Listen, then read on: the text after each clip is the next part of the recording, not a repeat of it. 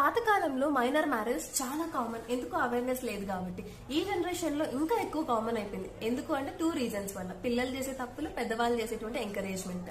వేరే వాళ్ళు నిన్ను అడిగారనమాట. 2019 లో 16 ఇయర్స్ అమ్మాయి పెళ్ళై 10th క్లాస్ అయిపోయిన వెంటనే 28 ఇయర్స్ అబ్బాయిని లవ్ చేసి పెళ్లి చేసుకుంది. దానికి ముందు 2 ఇయర్స్ వాళ్ళ అమ్మాయి వాళ్ళ ఇంట్లోనే లివింగ్ రిలేషన్ లో ఉన్నారు.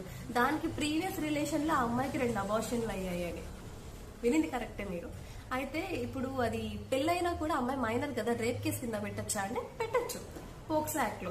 ఎలా అంటే పోక్సోకి లిమిటేషన్ లేదు. ఈ యొక్క ఇన్సిడెంట్ జరిగిన టైంకి ఆ అమ్మాయి ఏజ్ ఎంత ఉంటుంది అని మాత్రమే చూస్తారే కానీ అమ్మాయి ఇప్పుడు మేజరా అని మాత్రం క్యాలిక్యులేట్ చేయరు. ఇన్సిడెంట్ జరిగిన టైంకి అమ్మాయి ఏజ్ చూస్తారు.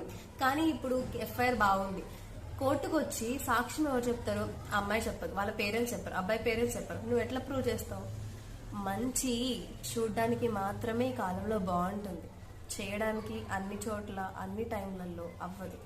సో కాబట్టి మీరెంత కష్టపడినా లాస్ట్కి ఈ కేసులో మీరు ఓడిపోతారు అనే నేను చెప్పాను.